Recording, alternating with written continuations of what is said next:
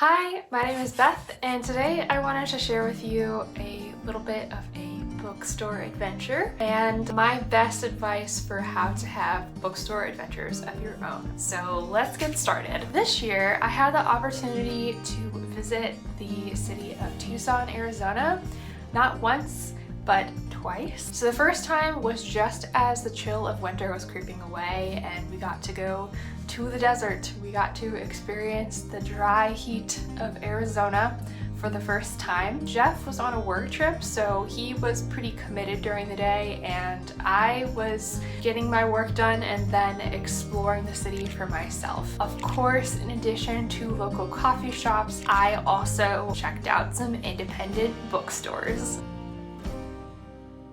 If you tend to go off of recommendations from other people on social media, you're in good company there. There are a couple places on Instagram where you can follow and get to see photos from different bookshops around the United States.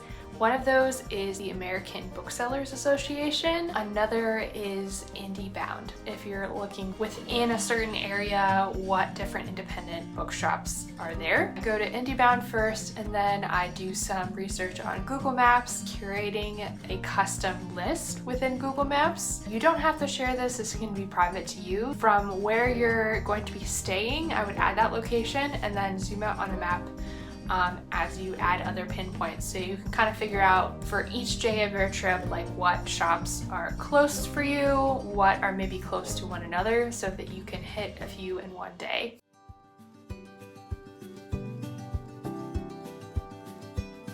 The first two I wanted to talk about are the smallest on this list, but I love their process of collecting donations from readers in the area and reselling those books to others. These shops also just opened this spring. First I wanted to make you aware of is the Homeward Books Collective. They're located in this sunny little plaza. There's seating in the middle and a fountain, and go to their front door from the moment you open it. It's a small enclosed space, but there's lots of natural sunlight and they have such a well-curated selection. Having read Nnedi Okorafor's Death of the Author this year, I was eager to pick up another book by her, and this is the first book in her young adult trilogy. It's called Akatsa Witch. I really enjoyed this. A young protagonist who is coming of age and also discovering that she has some powers that maybe she needs to hone, along with some friendships that she maybe didn't realize would be so impactful to her life. I enjoyed this first book and I'm looking forward to reading the other two. I love being immersed in this Nigerian village, and also the whole magical plot and stakes to it that added a lot more dimension. And that is the book that I picked from Homeward Books Collective. I also got to take advantage of their offering of free stickers at the register, which is a great touch. Something unique about Homeward Books Collective is that it is worker owned, and so people that are working there are part owners, but they also have full-time jobs. So this is something that they're doing because they love it. The way that they have set everything up and their marketing is really great on Instagram as well, so definitely check them out. The other indie that does a lot of turnover from other readers is Desierto Books, which also opened this year, located in the Mercado, which is off of Avenida del Convento. There's this beautiful little area with shipping container stores, trees, and plenty of places to sit outside and read if you want to. Desierto Books is located there. I explored their selection of new and used books. I would say it might be mostly used. They also have vinyl, and while I'm not personally a collector of vinyl, I have like 4 vinyls to my name. I simply enjoyed looking at the used classics and the used children's books that they had on offer. They were all in really great shape. The title that I ended up purchasing at Desierto is Kenneth Graham's The Wind in the Willows, and this is a collector's edition from 1960. so excited to have been able to bring this safely home with me. I highly recommend you check out Desierto books. While you're there, be sure to get a coffee from Decibel Coffee Works. I especially enjoy their orange blossom latte. I'm not going in chronological order with the shops that I visited. Antigone Books is a great place if you need to pick up some souvenirs for book lovers back home, or maybe just look out some gifts for yourself. They had a great selection of translated fiction, some classics. What stood out to me is the unique gifts that they had, like this cactus crochet kit and other Sonoran themed gifts in their shop. There were a lot of really beautiful journals, and one of them that I particularly liked is this book called 642 Things to Write About, produced by the San Francisco Writers Grotto, published by Chronicle Books. They put together this collection of prompts to get you started writing stories of your own. Some of the prompts have just a small bit of space for you to fill out, and there's like quarters on this page. Let me give you an example. 3 objects that were in your childhood bedroom, what's stored in your closet, the sound you hear, and what caused it. So a lot of it is like observational prompts, and others are memory-based prompts, and hopefully it gets me writing again. Related to writing, this copy of the Anthropocene Reviewed caught my attention because I have read the collection before. I just really wanted to have a copy for myself. This book is kind of like a road trip in a book. There are a lot of musings on different historical landmarks and natural settings, things that are kind of phenomenal in our world, and John Green writes about them and then he gives them a rating on a scale of 1 to 5 because star ratings are such a big deal right now. Because I was traveling, I was thinking about this book quite often, and it made me want to pick up a copy of my own. A little further afield, I drove to the Oro Valley one of the days I was there and visited Stack's Book Club. There was a book club that had just finished meeting when I got there,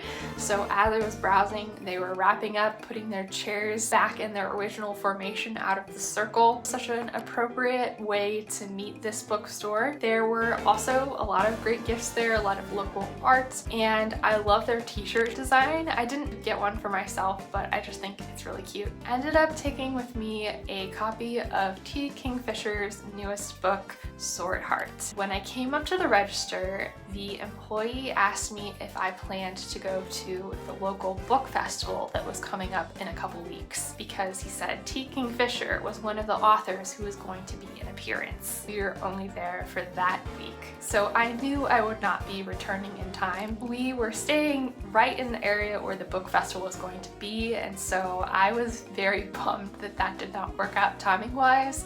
But I was so glad to have visited Stack's and got my hands on this copy. Actually ended up setting me on a little bit of a back TBR, because as you may know, Sword Heart is kind of the 3rd book in her series. It did just come out, but The Clockwork Boys is the 1st book. And I needed to read that duology before getting to Sword Heart. I felt like Sword Heart was a little bit of a retelling of those first 2 books, very similar in many respects, and some things were done a little better in my opinion. I guess my conclusion is that you could read it in any order. I have yet to read the Saint of Steel series, so I can't really speak to how those lock in together in the puzzle of her White Rat series, but I think with those 3, each of them I think a fair introduction to that world. The 2 remaining stores that I visited were very different, not just in location, but also in size and selection. And the first one was a little bit closer to Tucson. Mostly Books carries a really wide selection of used novels. They also had a really good selection of newer young adult and adult books. When you first walk in the door on your right, there's new books and staff picks, and then as you go further into the store on the left, there was new young adult. All the way in the back, they've got like children's and a lot of like local and historical books. I spent quite some time browsing there. It's one of those quintessential bookstores where you know that you can spend several hours treasure hunting as well well as looking at their selection of new books. I did just that. I am sorry that I chose this book. I'm not sorry that I supported mostly books, but this particular title was such a letdown to me. Women's Hotel by Daniel M. Lavery. On the inside flap, it promises to have similarities to The Marvelous Mrs. Maisel, as well as Lessons in Chemistry, and I just was not getting that. The writing in this book was very distanced. I believe that Daniel uses third-person omniscient perspective in this novel. Kind of felt like reading a documentary. I don't know, like it was more about the building itself than the characters' lives within it. I did not make it terribly far in. If you read this book and you enjoyed it, I'm willing to be sold on it. So tell me if there's a reason why you think I should give it another try. After reading a couple of chapters, I wasn't glued in, and I have a very low tolerance threshold with historical fiction. It really needs to grip me with the humanity of the characters or the stakes of the situation and the accuracy to the time for me to want to continue, and this one unfortunately just wasn't doing that for me. The final bookstore that I checked out is a must if you are in Phoenix or if you're willing to take a little bit of a road trip. Check out Changing Hands. They are an independent bookstore that deal in used and new books, and they have a trade-in program. There's like a desk back within the store, but it's such a big space. They have a beautiful event space for when they have author events, and my favorite part of the entire store is the lighting, because there are skylights everywhere, so you have all this natural sunlight coming in, and even though it's so big, it never feels warehousey. They also had a lot of tables with books laid out flat so you can see their covers, which is also a huge deal to me. When I go to a bookstore, I don't want to just see spines on shelves, and if you turn out, I love when they have tables out so you can just walk around them and pick up some books and flip through them. They had a lot of those. I saw a lot of books that intrigued me, but I didn't see anything that I was brave enough to purchase. But a lot of them I just was able to scan into the Storygraph app immediately, and that was really convenient. That's my other tip. If you're a little low on funds or you're trying to curb your book buying habit, keeping track of books that you want to borrow from the library can be really helpful toward that end. Never going to tell you not to support local bookstores, because that is far from what I'm trying to do. Making a list will help you be better organized, and maybe you can look back at it the next time you're there when you're in a different circumstance. Changing Hands also has their own coffee shop and bar within the store, so if you want to linger for a while, or if you have a partner or friend who's not as book crazy as you, there's a place for them to chill, as Jeff did, while you just have hours of browsing